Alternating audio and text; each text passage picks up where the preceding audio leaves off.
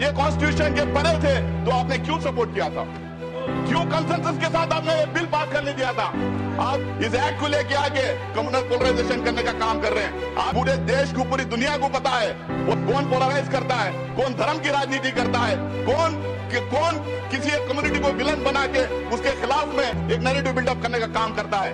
और ये पूरी बिल मैं दावे के साथ कह सकता हूं और पूरे में तत्व के साथ, लॉजिक के साथ यहाँ पे अपनी बात रखूंगा, ये बिल टोटली फॉल्सिटी पे है, ये मिस इन्फॉर्मेशन कैंपेन पे है, एक नैरेटिव बिल्डअप करने की पिछले 4 महीने की 6 महीने की कोशिश की गई है। इसमें सिर्फ ये नहीं, पूरा गोदी मीडिया लग गया।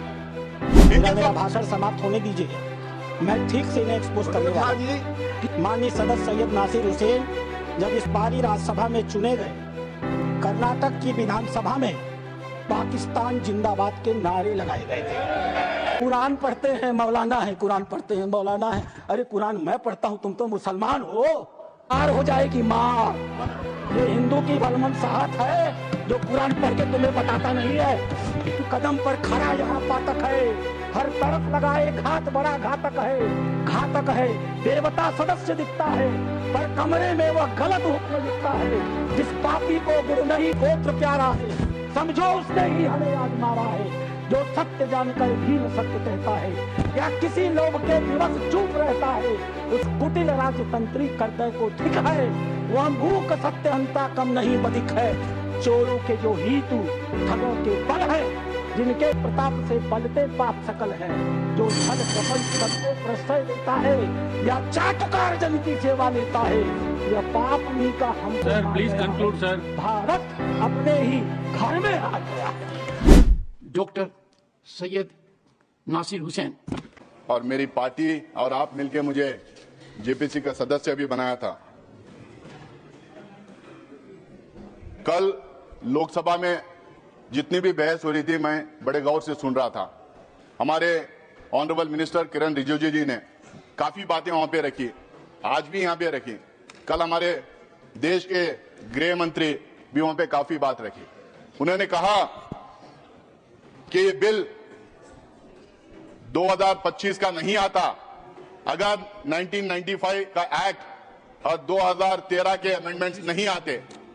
मैं आपके माध्यम से पूरे देशवासियों को ये बताना चाहता हूं, जब 1995 में ये बिल आई थी और 2013 में जब ये अमेंडमेंट्स आए थे, जो आज भारतीय जनता पार्टी एक क्लेम कर रही है कि कांग्रेस पार्टी ने ये ड्रैकोनियन लॉस लाई थी, कांग्रेस पार्टी ने एक कम्युनिटी को अपील करने के लिए लाई थी, ये कॉन्स्टिट्यूशन से परे है। ये जो आज बड़ी बड़ी बातें कर रहे हैं और इसका बेसिस बनाया आज के बिल का, मैं इनसे पूछना चाहता हूं कि 1995 में आप क्यों इस बिल का समर्थन किए थे?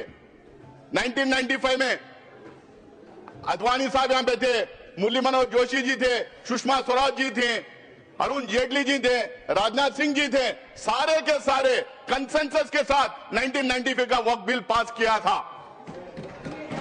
2013 में जब ये अमेंडमेंट्स आए थे, जब भी कंसेंसस से पास किया गया था। 1995 में लोकसभा में भारतीय जनता पार्टी की तरफ से बंडारू दत्तात्रेय जी ने अपनी बात रखी थी और राज्यसभा में सिकंदर बख्श जी ने अपनी बात रखी थी। अपनी बात रखने के टाइम पे दोनों भी इस बिल का पूरा समर्थन किया था। उसके बाद में लोकसभा में भी, उसके बाद में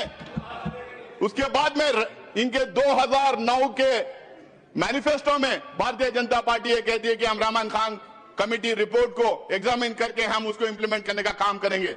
उसी रहमान खान कमेटी के रिपोर्ट के रिकमेंडेशंस के बेसिस पे, और आज ये जो बार बार कह रहे हैं Sachar committee report, Sachar committee report, जिस कमेटी के रिपोर्ट को इन टोटो इन्होंने खारिज किया था, उनके खिलाफ क्या क्या इन्होंने नहीं कहा था, उस कमेटी के रिपोर्ट के खिलाफ इन्होंने क्या क्या नहीं किया था। हम लोगों ने रहमान खान कमेटी रिपोर्ट और सच्चर कमेटी के रिपोर्ट के आधार पर जब 2013 में अमेंडमेंट्स लाए थे, उस टाइम पे इनके तरफ से लोकसभा में शाहनवाज हुसैन जी, राज्यसभा में मुख्तार अब्बास नकवी जी अपनी बात रखते हुए उन 2013 के अमेंडमेंट को पूरी तरह से सपोर्ट किया था। मैं इन लोगों से पूछना चाहता हूं, अगर ये ड्रैकोनियन लॉ था, अगर ये किसी कम्युनिटी को अपील करने का मामला था, अगर ये कॉन्स्टिट्यूशन के परे थे तो आपने क्यों सपोर्ट किया था? क्यों कंसेंसस के साथ आपने बिल पास करने दिया था? आज 2013 के बाद सर 2014 में ये लोग सरकार में आ गए। 2014 से 2024 तक इनको समझ में नहीं आया कि ये ड्रैकोनियन लॉ है। इनको ये समझ में नहीं आया कि कम्युनिटी को अपील करने के लिए लाया गया है। 2024 में फिर ये बिल इनको 2024 में इनको याद आ गया, वक्फ बोर्ड ड्रैकोनियन लॉ है, कम्युनिटी को अपील कर रहे हैं। 2024 में याद आया। क्यों 2024 में याद आया? 10 साल क्यों आपको याद नहीं आया? 2024 में इसलिए याद आया क्योंकि 400 का नारा इनको दिए थे, 240 में निपट गए थे। इनको बिल्कुल मेजोरिटी नहीं मिली थी। इनको अब समझ में नहीं आ रहा कैसे अपना वोट बैंक बढ़ाएं। इनको यह समझ में नहीं आ रहा कौन सा मुद्दा है वो उछालें, तो इन्होंने वक्फ बोर्ड को लेके आया, इस एक्ट को लेके आके कम्युनल पोलराइजेशन करने का काम कर रहे हैं। आप कह रहे हैं कि हम अपील कर रहे हैं, आप पोलराइज करना चाह रहे हैं। पूरे देश को, पूरी दुनिया को पता है पोलराइजेशन देश में होता है तो किसका फायदा होता है करके। कौन पोलराइज करता है, कौन धर्म की राजनीति करता है, कौन किसी एक कम्युनिटी को विलन बना के उसके खिलाफ में एक नैरेटिव बिल्डअप करने का काम करता है। और ये पूरी बिल मैं दावे के साथ कह सकता हूं और पूरे में तत्व के साथ, लॉजिक के साथ यहां पे अपनी बात रखूंगा, ये बिल टोटली फॉल्सिटी पे है, ये मिस इन्फॉर्मेशन कैंपेन पे है। एक नैरेटिव बिल्डअप करने की पिछले 4 महीने से 6 महीने की कोशिश की गई है। इसमें सिर्फ ये नहीं, पूरा गोदी मीडिया लग गया इनके सपोर्ट में। इनका जो फेक फैक्ट्री है, बीजेपी की जो आईटी सेल है, पूरी लग गई ये कह रही मिस इन्फॉर्मेशन फैलाने में। मैं इनके सारे जितने ये मैं भी जो बात किया मैं आपके सामने यहाँ टेबल पे रखता हूं सर। क्यों कह रहे हैं कि हम ट्रांसपेरेंसी लाएंगे, गरीब को मदद करेंगे, हम वक्फ बोर्ड को ताकत देंगे, हम वक्फ बोर्ड को शक्ति देंगे। भैया आप 10 साल पावर में थे, क्या किए? आज वेबसाइट निकाल के देखेंगे, सेंट्रल वक्फ काउंसिल की जो बात कर रहे हैं, सिर्फ किरण रिजिजू का नाम नजर आएगा। काउंसिल नहीं है उसके अंदर, काउंसिल नहीं है उसके अंदर। और जो बजट एलोकेट होता था वक्फ काउंसिल के लिए वो भी नहीं दिया गया। वहां का जो स्टाफ था उनको सैलरीज नहीं दिए गए।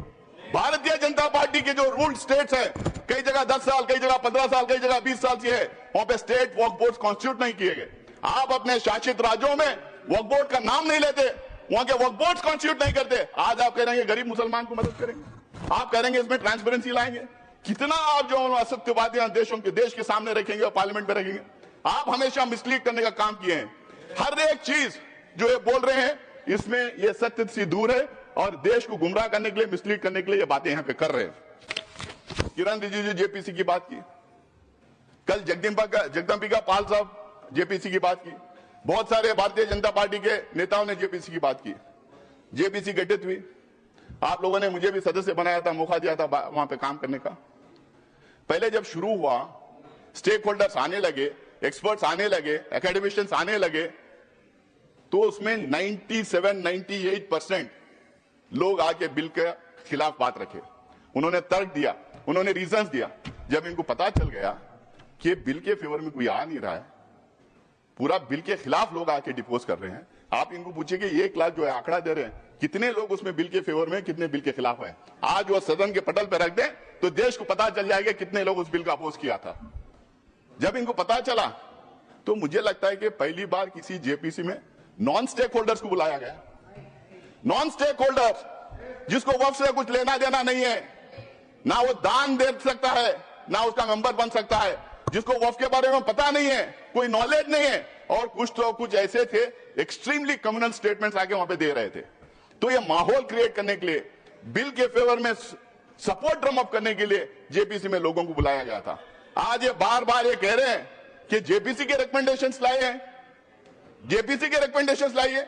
इनको पूछिए क्लॉज बाय क्लॉज उसमें डिस्कशन हुआ था, उसमें क्लॉज बाय क्लॉज डिस्कशन हुआ था। किसी भी जेपीसी का ये मिनिमम बेसिक रिक्वायरमेंट होता है कि वहां पे अमेंडमेंट्स के लिए जो भेजा गया है उसका क्लॉज बाय क्लॉज डिस्कशन होना है। मुझे लगता है कि पहली बार ये 75 years of parliamentary democracy in India में जेपीसी में क्लॉज बाय क्लॉज बिना डिस्कस किए अमेंडमेंट बुलडोज करके इन्होंने लेके आया है। वो पूरी जेपीसी के रिकमेंडेशंस नहीं थे, वो पूरी जेपीसी के रिकमेंडेशंस नहीं थे, वो एनडीए के एमपीज के रिकमेंडेशन थे, वो थोपे हुए रिकमेंडेशन थे। वहां पे अंतर ज्यादा नहीं था, 1-2 एमपीज का अंतर था। आप उठा के जेपीसी की रिपोर्ट में देख ले कितने फेवर में किए, कितने खिलाफ किए। हमारा एक भी रिकमेंडेशन उसमें लाया नहीं गया है। तो अगर वही आपको करना था, जो स्टेक होल्डर जो आए थे, जो वहां पे डिपोज किए थे इसके खिलाफ में, उनका सुझाव नहीं लेना था, अपोजिशन के एमपी का सुझाव नहीं लेना था, जेपीसी गठित ही नहीं करना था। आज जेपीसी की बात करें, आप ऐसा करें, हमने इतना बड़ा डील कर दिया, हमने जेपीसी में भेज दिया। अरे जेपीसी में भेज के किया क्या, उसको और वर्सन किया है। मैं आगे बताऊंगा कैसा कैसा इन्होंने वर्सन किया है। सर, ये जितने अमेंडमेंट्स अब लाए हैं हमारे कॉन्स्टिट्यूशनल प्रोविजंस के खिलाफ हैं। ये 14, 25, 26, 30 को वायलेट करते हैं। ये इक्वलिटी बिफोर लॉ को वायलेट करते हैं। ये parity in laws for all sections of the people को वायलेट करते हैं। वन नेशन वन लॉ हम नहीं कहते, वन नेशन वन लॉ का नारा बार बार ये लोग देते हैं, उसको ये वायलेट करते हैं। ये यूसीसी बार बार बोलते हैं, उसको ये वायलेट करते हैं। अगर इतना ही है, सबको एक तरीके का लॉ रहने, हिंदूज को, मुसलमान को, सिख्स को, क्रिश्चियन को, पारसीज को, जोरेस्ट्रियंस को, सबको एक तरीके का लॉ बनाइए। आप क्यों घबरा रहे हैं उससे? बनाइए लॉ उसके लिए। पर्सनल लॉ छोड़ के बाकी के सब गवर्नेंस एंड एडमिनिस्ट्रेशन में एक तरीका लॉ होना चाहिए। मैं आगे बताऊंगा और पार्लियामेंट के पटल पे मैं देखूंगा किस तरह से अलग अलग समुदाय में ये भेदभाव कर रहे हैं, किस तरह से ये टारगेटेड लेजिस्लेशन है, किस तरह से ये अनफेयर लेजिस्लेशन है, किस तरह से ये मुसलमानों के खिलाफ का लेजिस्लेशन है। आप बार बार कह रहे थे मुसलमानों के खिलाफ नहीं है। मैं दावे के साथ मैं कहना चाहता हूं, मैं आपके सामने प्रूफ दूंगा, यहां पे रखूंगा, ये बिल्कुल टारगेटेड लेजिस्लेशन है। आप इस देश में आप ये मैसेज देना चाहते हैं कि यहां पे एक कम्युनिटी को बिल्कुल सेकेंड क्लास ग्रेड का सिटीजन हम बना के रखेंगे। आप जिस तरह के लॉस लेके आ रहे हैं वो धर्म के आधार पे आप लॉस लेके आ रहे हैं। ये पहला नहीं है। कल कोई सीए एनआरसी की बात कर रहा था, ये अमित शाह जी बैठे हैं, जब उस हाउस में हम लोगों ने सवाल किया था तो इन्होंने बोला था क्रोनोलॉजी से समझिए, ये सिर्फ सीए नहीं है, इसके साथ एनआरसी और एनपीआर जुड़ेगा। जब इनसे सवाल पूछा गया था तो बोले नहीं, इससे लिंक्ड है। आप कह रहे हैं कि हम धर्म के आधार पे हम किसी की सिटीजनशिप छीन नहीं रहे, लेकिन धर्म के आधार पे आप सिटीजनशिप रोक रहे हैं। ये पहली बार हिंदुस्तान की कॉन्स्टिट्यूशन में ऐसा हुआ है। मुझे नहीं लगता है कि कहीं ऐसा और हो रहा होगा। उसके बाद में 1991 का सेटल्ड क्वेश्चन है sir, 1991 places of worship act का सेटल्ड क्वेश्चन है। उसमें इनके लोग हाई कोर्ट में चले जाते हैं, सुप्रीम कोर्ट में चले जाते हैं उसके खिलाफ। इनके पार्टी के ऑफिस बेयरर्स पिटीशन फाइल करते हैं 1991 प्लेसेस ऑफ वर्शिप एक्ट के खिलाफ में, और मंदिरों के नीचे मस्जिदें ढूंढने का काम करते हैं। आज अगर हमारे देश में हम खोदना शुरू कर देंगे, इतिहास में पीछे चले जाएं, तो किसके नीचे क्या क्या मिलेगा किसको पता है। हम इतिहास को खोदना नहीं चाहिए। बाकी के सारे देश आगे बढ़ने का काम कर रहे हैं, तो हमें इतिहास में जाके खोदने का काम शुरू किए। यहां पे भी उसका प्रोविजन कर दिए। किरण रिजिजू जी ने बताया कि वफ का मायना क्या है। सर, वफ का माना दान है। It as simple as that. वफ का माना दान है। दान कोई भी किसी को भी कर सकता है। ये बार बार कह रहे थे कि 2013 में एनीबडी कैन डोनेट करके लेके आए। इनको शायद ये पता नहीं, हुजूर प्रॉफेट मोहम्मद के जमाने में गैर मुसलमानों भी दान करते थे। बहुत इंपॉर्टेंट सेंटर से जहां पे गैर मुसलमानों ने दान किया है। दान के लिए कोई रोक नहीं है। और ये दान का कॉन्सेप्ट सिर्फ हमारे धर्म में नहीं है, हम उसको वफ के नाम से कहते हैं, लेकिन दान का कॉन्सेप्ट हर मजहब में है। हिंदूज में है, सिख्स में है, क्रिश्चियंस में है, दुनिया के हर मजहब में दान का कॉन्सेप्ट है। हमारे दान के कॉन्सेप्ट से बनाए हुए इदारों को गवर्न करने के लिए, एडमिनिस्ट्रेट करने के लिए, रेगुलेट करने के लिए वक्फ बोर्ड बना है। ये बात फैलाई जा रही है, क्यों सिर्फ मुसलमानों को वक्फ बोर्ड चाहिए, क्यों हमारा बोर्ड नहीं चाहिए, क्यों सनातन बोर्ड नहीं चाहिए। इतना सोशल मीडिया में इसको फैलाया गया, मुसलमानों को अपील करने के लिए वक्फ बोर्ड बनाए गए। शायद इनको पता नहीं, शायद ये बोलना भी नहीं चाहते। इस देश में एंडोमेंट बोर्ड्स हैं, इस देश में मुजरा डिपार्टमेंट्स हैं, इस देश में हिंदू रिलीजियस प्लेसेस एक्ट्स हैं, इस देश में एसजीपीसी है, इस देश में बहुत सारे स्टेट्स में क्रिश्चियंस के लिए काउंसिल्स और कॉर्पोरेशंस हैं। हर मजहब के लिए है। हर मजहब के रिलीजियस इंस्टीट्यूशंस को गवर्न करने के लिए अलग अलग एक्ट्स बनाए गए। टेंपल ट्रस्ट है, स्टेट से अलग अलग एक्ट्स बनाए गए। आप ये क्यों भ्रम फैला रहे हैं? और ये सिर्फ कांग्रेस का अचानक बनाया हुआ मामला नहीं वक्फ का। आपने अभी कहा कि अंग्रेजों के जमाने में वक्फ को रेगुलेट करने के लिए कई एक्ट्स आए थे, उसको आगे बढ़ाते गए, उसमें अमेंडमेंट लाते गए, उसमें सुधार लाने के लिए कई अमेंडमेंट्स लेके आए। कांग्रेस ने उसको सुधार करने के लिए कई काम किया है। और 1995 में 2013 के एक्ट्स के बारे में बार बार जो बोल रहे हैं, वो बिल्कुल वक्फ बोर्ड को स्ट्रेंथन करने के लिए, वक्फ प्रॉपर्टीज को बचाने के लिए, एंक्रोचर्स को हटाने के लिए, उसमें ट्रांसपेरेंसी लाने के लिए हम लोगों ने वो अमेंडमेंट्स लेके लाए थे और इनका पूरा सहयोग और सपोर्ट उसमें था। सबसे बड़ा एलिगेशन वक्फ बोर्ड के खिलाफ है सर, और ये सबसे बड़ा मिस इन्फॉर्मेशन फैलाया गया। आज भी यहाँ पे बोल रहे थे कि वक्फ बोर्ड कोई भी जमीन को अपनी जमीन डिक्लेयर कर सकती है। क्या हिंदुस्तान में लॉ नहीं है? क्या रेवेन्यू रूल्स नहीं है? क्या प्रॉपर्टी रूल्स नहीं? मतलब कहीं पे भी हम टवल डाल दें और हमारी बना लें। हम ट्रेनों में चलते हैं, ट्रेनों में नमाज पढ़ते हैं, फ्लाइट्स में नमाज पढ़ते हैं, तो नमाज पढ़ ले तो क्या ट्रेन हमारी होगी? क्या फ्लाइट हमारी होगी? क्या वक्फ में उसको लिखवा दें? वक्फ को जो पावर दिया था, अगर वक्फ बोर्ड के सामने कोई कंप्लेंट आता है, वक्फ बोर्ड के सामने कोई कंप्लेंट आता है तो वक्फ बोर्ड उसकी तहकीकात करती है, उसकी इंक्वायरी करती है। उसके लिए सेट रूल्स हैं। शायद किरण रिजिजू को यह बात पता नहीं कि हर स्टेट उस इंक्वायरी कैसा कराया जाए, हर स्टेट के रूल्स अलग बने हुए हैं। मैं वक्फ बोर्ड का मेंबर पिछले 6 साल से हूं सर, कर्नाटका में 6 अब 7वां साल कंप्लीट कर रहा हूं। तो वहां पे ये पूरा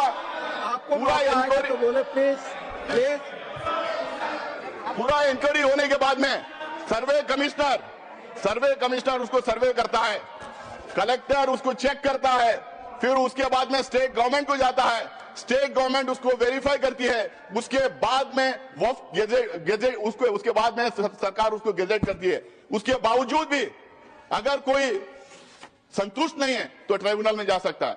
अगर वहां भी कोई अगर वहां भी उसके खिलाफ अगर डिसीजन जजमेंट आता है, अगर वहां पे वो कन्विंस नहीं है तो वो कोर्ट में जा सकता है। आज ये कह रहे हैं कि कोर्ट में रिव्यू नहीं कर सकते। कोर्ट में बिल्कुल रिव्यू कर सकते हैं। अगर कोर्ट में रिव्यू नहीं कर सकते तो हाई कोर्ट में और सुप्रीम कोर्ट में वक्फ के इतने केसेस कैसा हो रहे हैं, हाई कोर्ट में और सुप्रीम कोर्ट में। माननीय गृह मंत्री कुछ कर प्लीज। मान्यवर, मैं सदस्य को बीच में टोकना नहीं चाहता। शायद वो भोले भाव से गलत इंफॉर्मेशन सदन के सामने रख रहे हैं, तो मैं थोड़ा करेक्ट करना चाहता हूँ। मान्यवर please chair has given time. क्या कह रहे हैं आप रमेश जी? क्या कह रहे हैं? मैं मान्यवर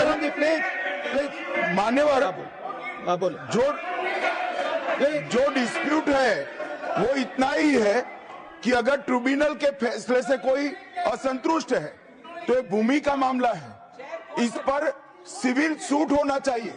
सिविल सूट में अधिकारों के बहुत वाइड रेंज होती है। इन्होंने इस पर अपील का प्रोविजन 2013 के कानून में रखा ही नहीं है, तो रीट के कार्य क्षेत्र में हाईकोर्ट के सामने जाता है। रीट का कार्य क्षेत्र बहुत संकरा होता है, तो जो ट्रिब्यूनल का फैसला होता है वो फाइनल होने के चांसेस 99% हो जाते हैं। जिनकी भूमि है इसका अधिकार जाता रहता है। मान्यवर, एक गलतफहमी फैला रहे हैं। 2013 में भी 3 ही थे, 2013 में भी इस्लामिक स्कॉलर डोमेन एक्सपर्ट थे, बल्कि इन्होंने अभी कर दिया कि रिटायरिंग या सर्विंग। पहले हम लोगों ने सर्विंग जज को रखते थे। भ्रम में फैलाया जा रहा था कि वक्फ का ट्रिब्यूनल है, वक्फ कॉन्स्टिट्यूट करती है, लेकिन स्टेट गवर्नमेंट कॉन्स्टिट्यूट करता है, वक्फ बोर्ड नहीं कॉन्स्टिट्यूट करती है। ये भ्रम फैलाया जा रहा है। सर, इन्होंने एक नया प्रोविजन लाया, बोला कि सिर्फ मुसलमान दान कर सकता है, और दूसरी बात इन्होंने बोला कि 5 साल का प्रैक्टिसिंग होना।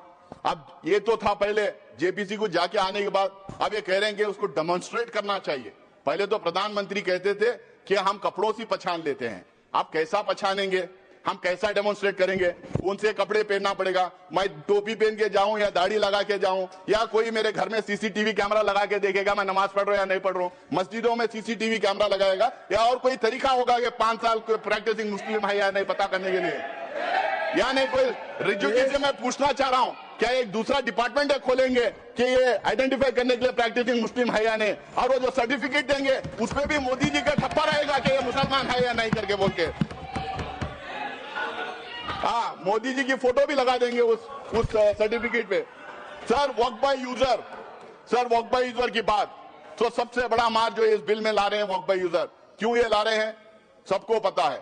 इनकी सारी की सारी जो है निगाह संपत्ति पे है, जमीन पे है, लैंड पे है, धारावी पे में किसको दिया उन्होंने, करोड़ों के भाव पे किसको दिया। कल मैं टीवी डिबेट पे था, एक जेपीसी की मेंबर थी इनकी मेरे साथ में, वो कह रही थी कि हम लैंड मोनेटाइज करेंगे।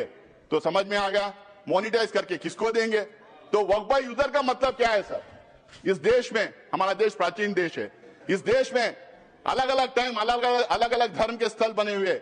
हमारे देश में इतने किंगडम्स थे, राष्ट्रकूटा से लेके मौर्य से लेके चेरास, कदम्बास, विजयनगर एम्पायर, अशोका साम्राट का पता नहीं क्या कितने थे, बादशाहें थे, ब्रिटिश गवर्नमेंट थी। यहाँ पे सिर्फ मस्जिद की बात नहीं था। इस देश में बहुत खूबसूरत मंदिरें बने, जबरदस्त मॉन्यूमेंट्स हैं देखने के लिए, गुरुद्वारास हैं, चर्चेस हैं, मस्जिद हैं। अगर आप 400, 500, 600 साल पुराने इमारतों के कागज पूछेंगे, तांबे में, पीतल में जहां लिखा था, कहां से ढूंढ के लाएंगे? उसका प्रूफ सिर्फ ये है, ये हर समुदाय के लिए सही है कि those properties, those institutions exist even today and they are in long usage. That is the proof of that being in waqf.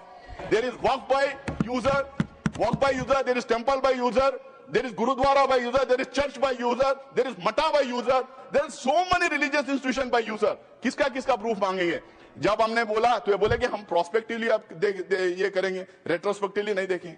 भाई जो रजिस्टर्ड नहीं है वक्फ बाय यूजर, अगर 200-300 साल पुरानी है तो उसको कैसा मानेंगे आप? आप ये कह रहे हैं कि और दूसरा उसमें ये बोल रहे हैं कि डिस्प्यूटेड है। तो मैं प्लेसेस ऑफ वर्शिप टैग की बात कर रहा था। अगर डिस्प्यूटेड है, गवर्नमेंट है, तो फिर हम नहीं करेंगे। बट डिस्प्यूटेड कैसा है?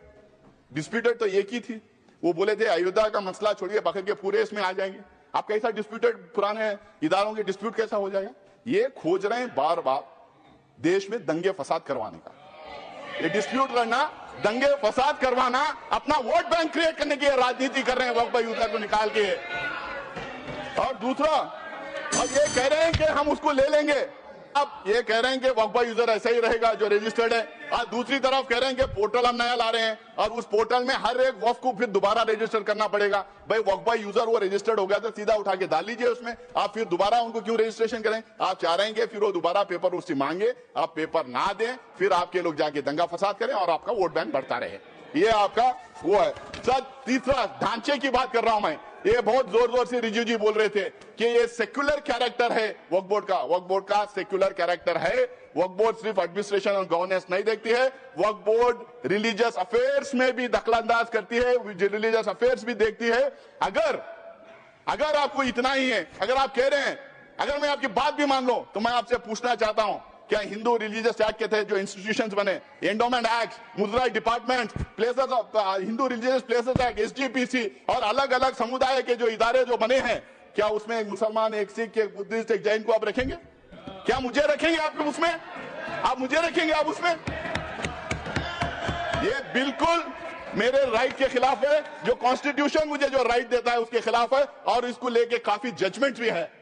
दूसरा सर, मैं उसके सारे और ये जो कह रहे हैं, और ये जितने यहाँ पे हैं, यहाँ पे Bihar Hindu religious trust act, Madras Hindu religious and endowment act, Orissa का, तमिलनाडु का, उत्तर प्रदेश का, आंध्र प्रदेश का, सब में साफ लिखा जाता है कि सिर्फ और सिर्फ हिंदू वहां रहेंगे और कोई और दूसरे मजहब का आदमी नहीं रहेगा। जब वहां पे वो एक्ट में ही है, तो यहाँ कैसे आप दूसरे लोगों को देंगे? आप एक्चुअली क्या प्रूव करना चाह रहे हैं? आप लाके क्या हमारे ऊपर भरोसा नहीं? क्या हम काबिल नहीं हमारे इंस्टीट्यूशन को चलाने के लिए? आप हम लोग को सेकेंड ग्रेड सिटीजन बनाना चाह रहे हैं, हमारे ऊपर स्पाइंग करना चाह रहे हैं आप। प्रॉपर्टीज को लेके भ्रम फैलाया जा रहा है। ये सारे के सारे 123 प्रॉपर्टीज आके या तो दरगाह है, या तो मस्जिद है, या तो कब्रिस्तान है, या तो ईदगाह है।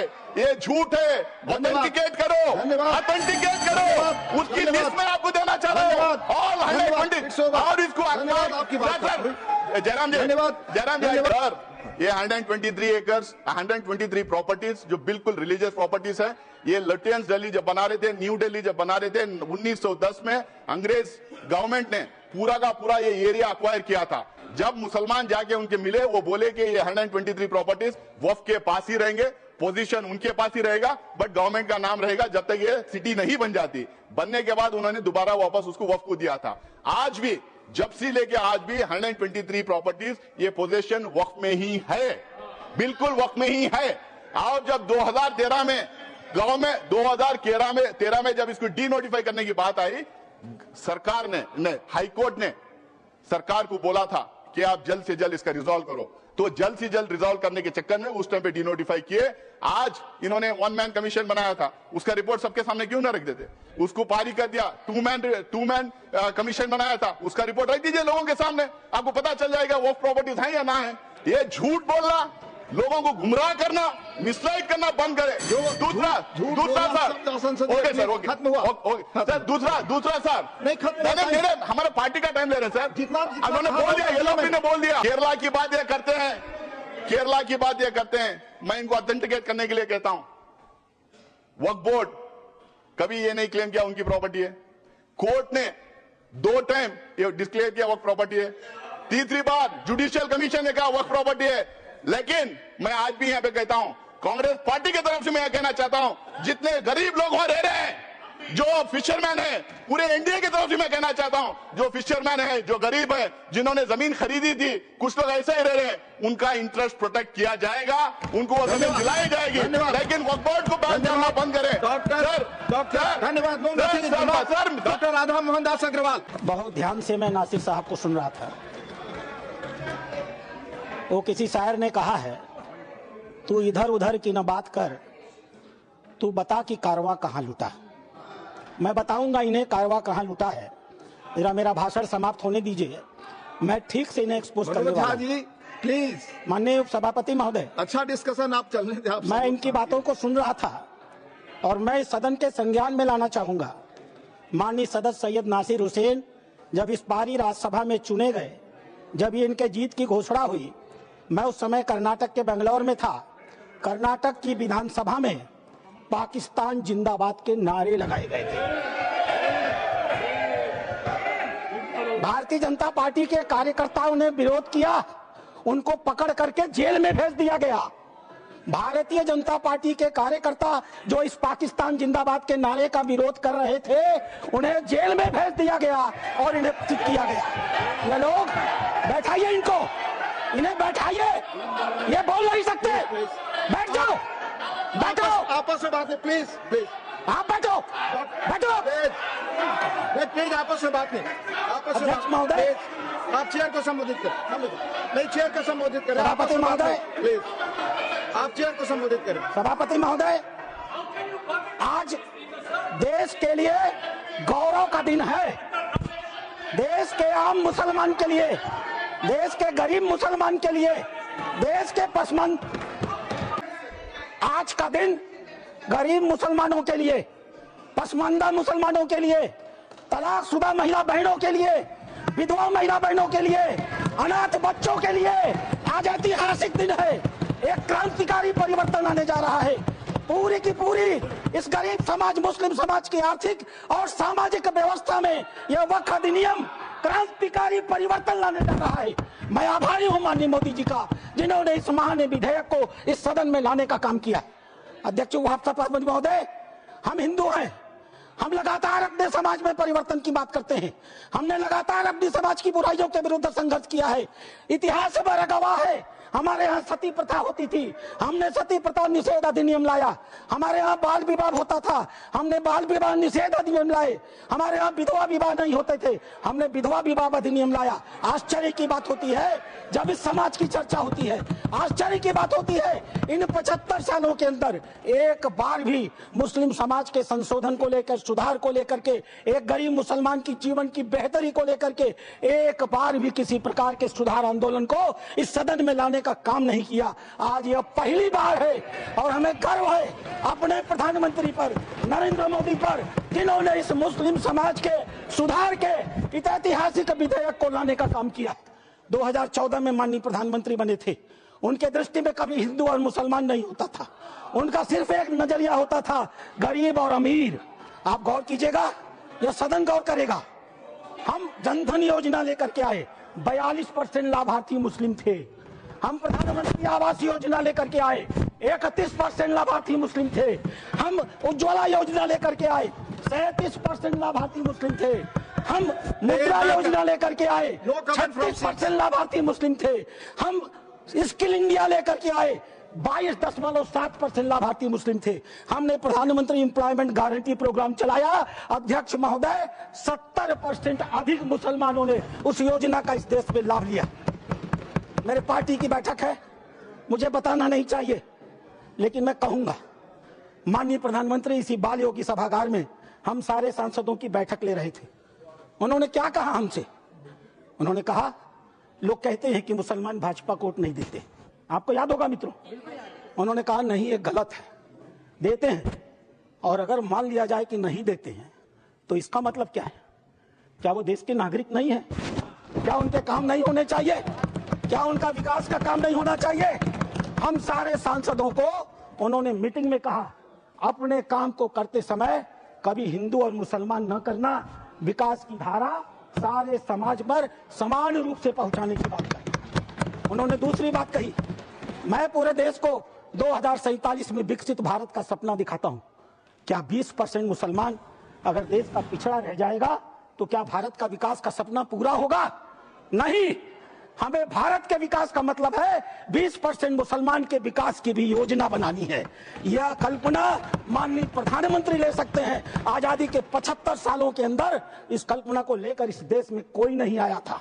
और तीसरी बात उन्होंने कही, सरकार के, और सबसे महत्वपूर्ण बात है, सरकार के स्तर पर सरकार जो कुछ भी कर सकती है मुसलमानों के जीवन की बेहतरी के लिए हम करने का प्रयास करेंगे, लेकिन मुस्लिम सामाजिक संस्थाओं की भी रोल होनी चाहिए।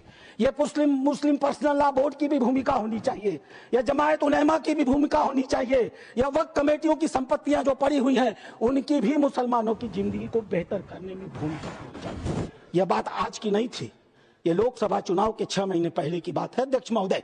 उस समय वो कल्पना लेकर चल रहे थे कि अगर हमने मुस्लिम वक्फ की संपत्तियों का बेहतर उपयोग कर लिया, पारदर्शी उपयोग कर लिया, उनकी आय को बढ़ा दिया, उनके ऊपर जो कब्जा करके लोग बैठे हुए हैं उन कब्जेदारों को हटा दिया, तो स्वाभाविक रूप से जो अकूत संपत्ति पूरे भारत में मुसलमानों के पास आएगी, हम उसका इस्तेमाल गरीब मुसलमानों की शिक्षा के लिए, जीवन की बेहतरी के लिए, उनके मुसलमान महिलाएं दर बदर भीख न मांगे, अपनी इज्जत का समझौता न कर सके, कोई बूढ़ी मुस्लिम रात को खाली पेट सोने के लिए मजबूर न हो, हम उसके लिए व्यवस्था करके लाएंगे। और वस्तुतः अध्यक्ष महोदय, वक्फ अधिनियम की जो ही माननीय गृह मंत्री ने घोषणा किया, पूरे देश में तूफान आ गया। आश्चर्य होता है, वक्फ की घोषणा भी नहीं हुई, कानून सामने भी नहीं आए, विरोध शुरू हो गया। तुम्हारी मस्जिदें कब्जा कर ली जाएंगी, तुम्हारे दरगाह कब्जा कर लिए जाएंगे, तुम्हारे कब्रिस्तान कब्जा कर लिए जाएंगे, तुम्हारे मदरसे कब्जा कर लिए जाएंगे। मैं एक पत्रक लेकर के अध्यक्ष महोदय आया हूं। केरल और कर्नाटक की एक आतंकवादी संस्था है PFI, माननीय गृह मंत्री को आभार प्रकट करता हूं, उन्होंने बैन किया है। PFI की एक दूसरी संस्था है SDPI। आज SDPI, मेरे पास पर्चे हैं, मैं गृह मंत्री को सौंपूंगा और आपको भी दूंगा।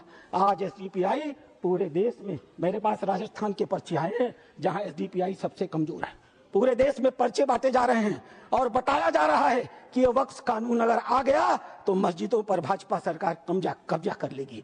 आखिर क्यों? लेकिन ये लोग भूल गए, नरेंद्र मोदी किसी और मिट्टी के बने हुए हैं। आपके विरोध से वो डरने वाले नहीं थे। आप चाहे जितना भी विरोध करते, वो मजबूती के साथ एक आम गरीब मुसलमान, एक दलित, एक पिछड़ी महिला, एक अनाथ महिला, एक तलाकशुदा महिला, अनाथ बच्चों के साथ खड़े होने वाले थे, और इसीलिए वो मजबूती से विधेयक लेकर के आए। अध्यक्ष महोदय, ये चर्चा कर रहे थे वक्फ बाई यूजर की। क्या होता है वक्फ बाई यूजर? हजरत मोहम्मद साहब ने क्या कहा था? आपके पास अपनी कोई संपत्ति हो तो दूसरों को भले के लिए दान करो। हदीसों ने क्या लिखा था? यदि किसी व्यक्ति के पास अपनी संपत्ति है, उस संपत्ति का एक हिस्सा वो दान कर सकता है, उसके लिए मुतवल्ली बना सकता है, उसके आय के साधन कैसे होंगे लिख सकता है, आय से होने वाली आय किस वर्ग के उपयोग में आएगी उसके भी निर्देश दे सकता है। What is this Waqf by user? किसने आपको संपत्ति दी?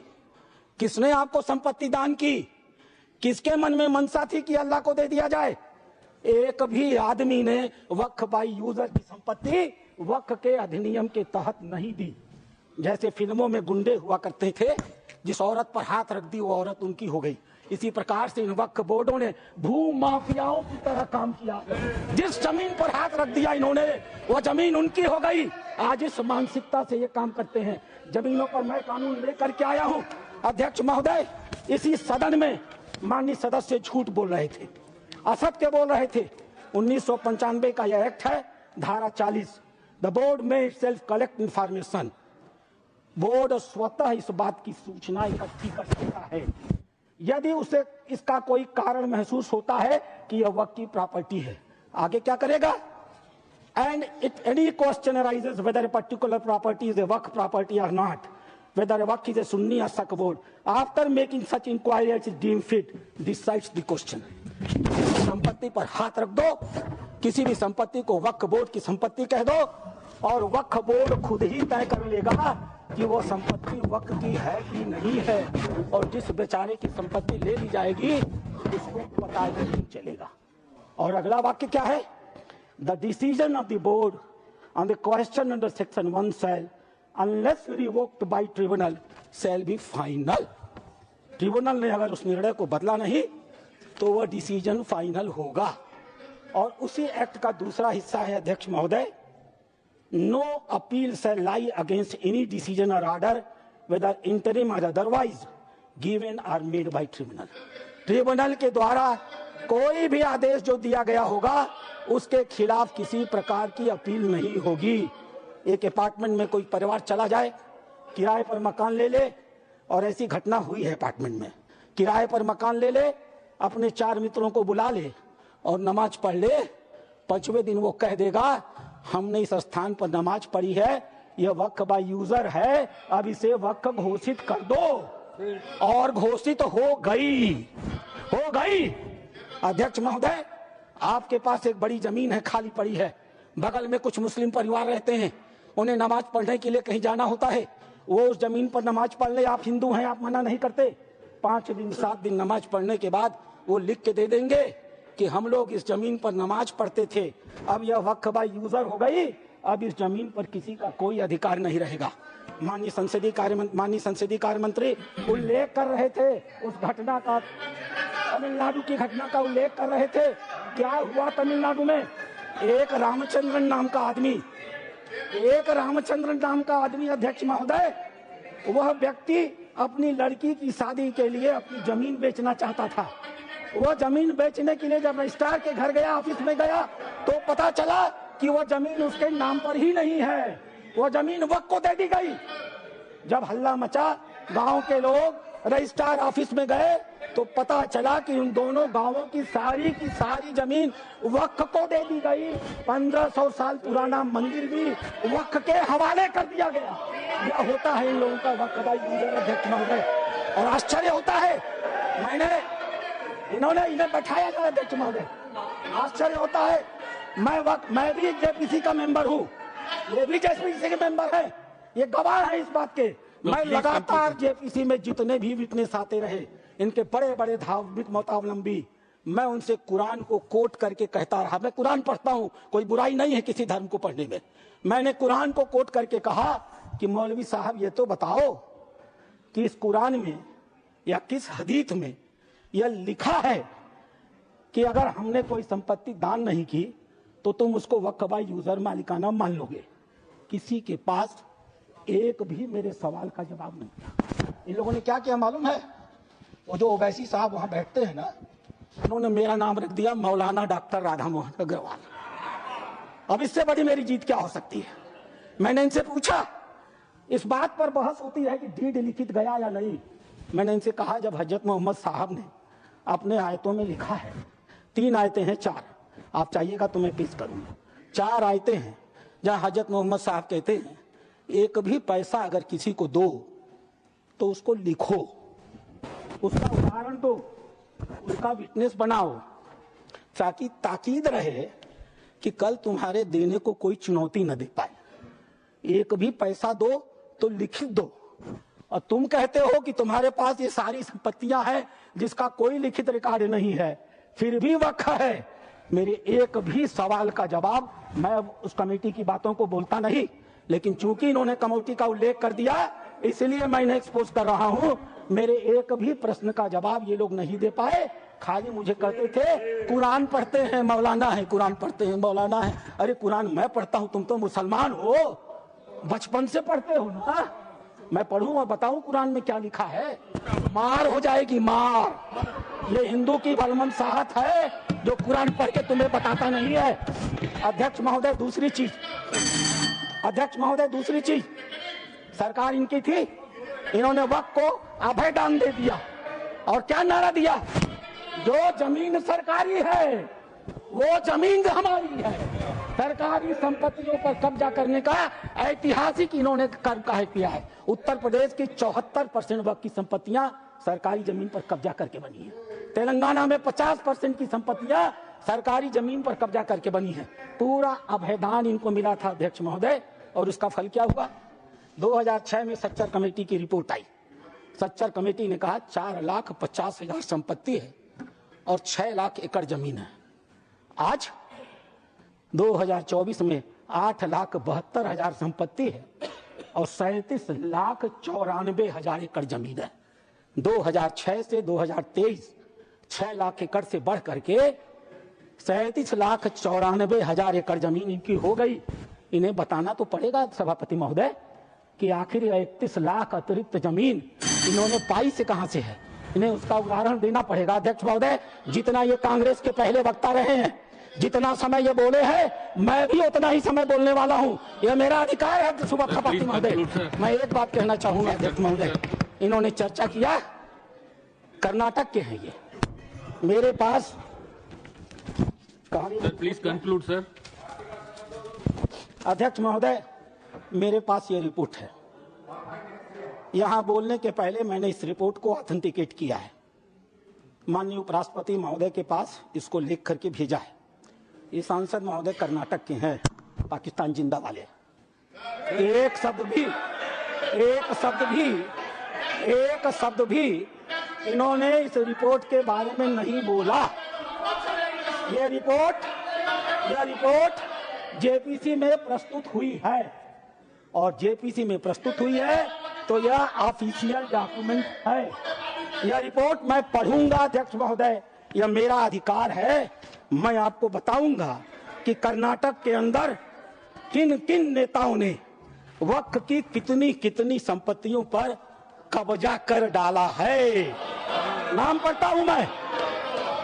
Qamrul Islam foreign minister, Suryavanshi ex MP,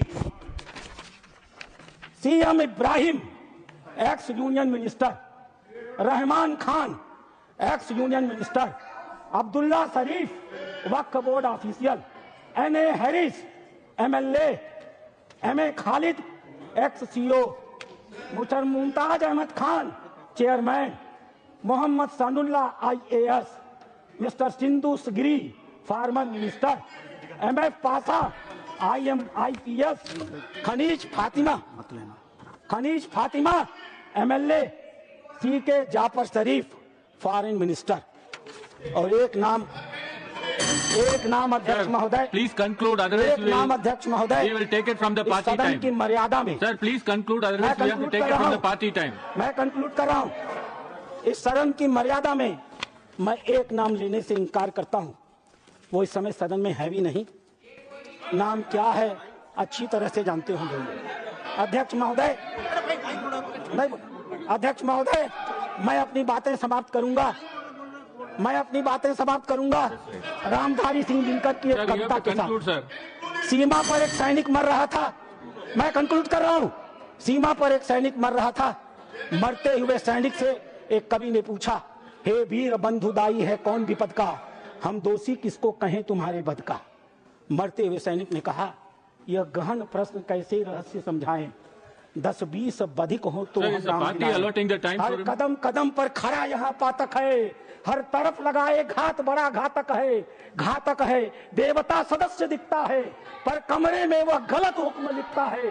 जिस पापी को गुण नहीं गोत्र प्यारा है, समझो उसने ही हमें आज मारा है। जो सत्य जानकर भी न सत्य कहता है, या किसी लोभ के विवश चुप रहता है, उस कुटिल राजतंत्री करदय को धिक है।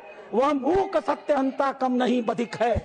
चोरों के जो हीतु ठगों के बल हैं, जिनके प्रताप से पलते पाप सकल है। जो छल प्रपंच सबको प्रश्रय देता है, या चाटुकार जन की सेवा लेता है, यह पाप उन्हीं का हमको sir please conclude sir. Bharat अपने ही घर में हार गया है।